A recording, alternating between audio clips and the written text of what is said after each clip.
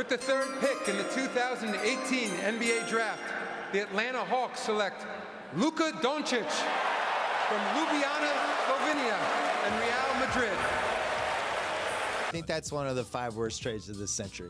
This is the future of the NBA. He's fascinating to watch. He's not going to wow you with explosion or tomahawk slams. That's not his deal. He excels in all of it.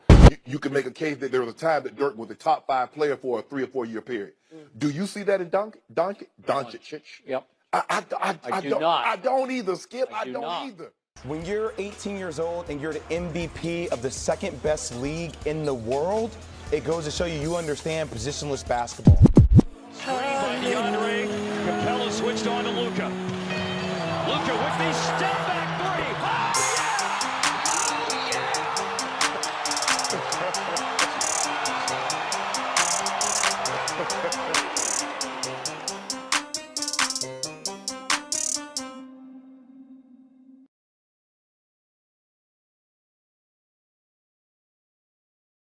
A person, especially a young one, endowed with exceptional qualities or abilities. Look, man, there's no doubt Luka fits the definition of a prodigy, no matter how you want to define the term. When you start to seek out the common traits that you would find in different prodigies, you immediately open Pandora's box and enter the debate of nature versus nurture. There's strong opinions on both sides of the argument. But just like anything else that's heavily debated, it's not that black and white. There's an area of gray. In other words, it's both. Most parents of prodigies will lean towards crediting their gene pool. Luka's mom was no different. I think Luka was born with it. Ever since he started walking, when he was 1 year old, he was playing with a ball in his hands. He was doing all types of sports. He liked soccer a lot, but was too tall to play. As I said, I think Luka was born to play basketball. Luka was blessed with the genetic makeup. His mother a dancer and model, and his father a pro basketball player in the EuroLeague.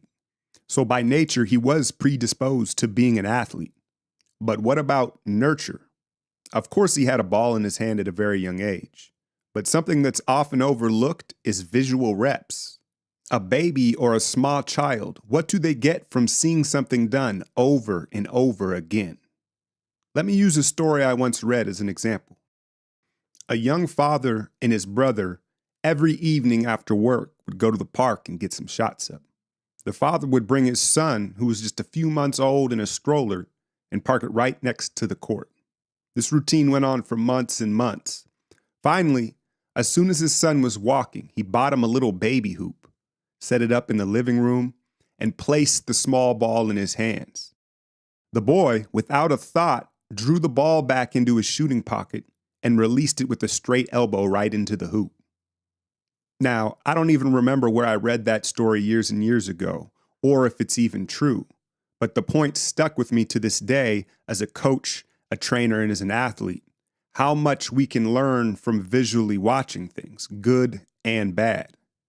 Now, back to Luka. You can easily see he had both nature and nurture working for him. Not just being born with the physical attributes, but playing from a very young age, as well as watching a high level of the game at a young age. Some are of the belief that strict, rigid training at a young age is the only way to develop into a prodigy. Sure, you'll have a head start on the competition as you move towards mastering whatever skill it is that you are working on. But are you special? Are you talented? Or are you just putting in more work? As I dug deeper, I realized that's not the methodology to raising a prodigy at all. The most interesting information that I found was this. Normal kids have around 6 rules they must follow from their parents. Prodigies, on average, less than 1.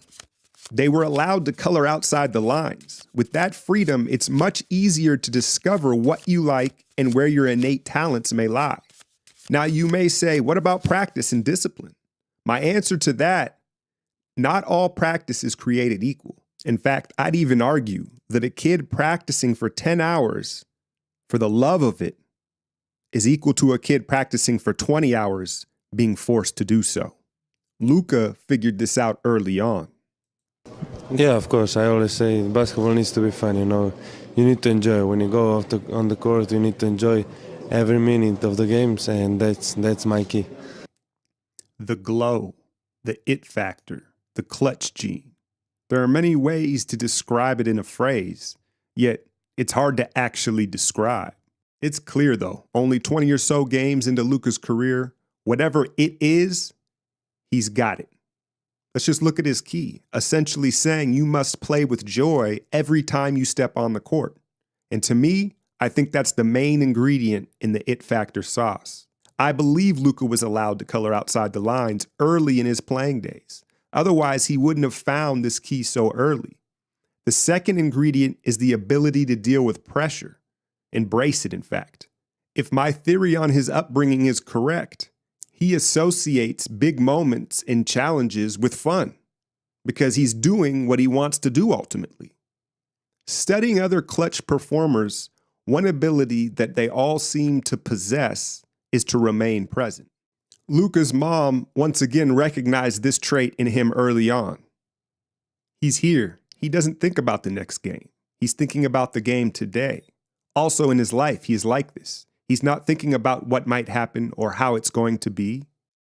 I thought this quote explained it very well.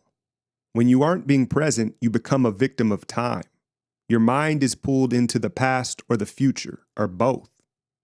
So when you look at it that way, when your mind is present, to me, it's easy to see that it kind of could work as a pressure valve, and it's going to free up precious resources in not only your mind, but your body. It's one thing to realize that you need to do this, and it's another to get the opportunity to practice it. Luka, turning pro at 13, has had many more opportunities in practicing being present in the moment than most players his age. All this talk about prodigies, it would be a disservice to not mention the downside. You can go and find countless child prodigies that eventually burn out for various reasons. Now, I don't think that that's going to be a problem for Mr. Doncic, but I do have to propose the question. How much of a finished product is he? I know he's only 19, but he's no normal 19-year-old. I do think he is closer to his ceiling than his fellow draft mates. Then again, how often are ceilings reached? Look, I'm not here to declare Luka a future Hall of Famer just yet. I found myself, like so many, saying, he's special. Making this video, I wanted to peel back some of the layers to why everyone seems to have the same takeaway when watching him. Yeah, he's got great size, handle, and pace. The step back speaks for itself. We've seen those traits in countless players. I think the real separator for Luka is his mind and love of the game, and that shines through and becomes infectious.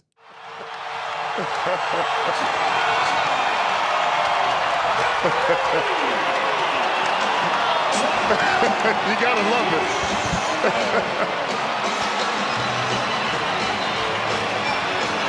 If you don't know, now you know.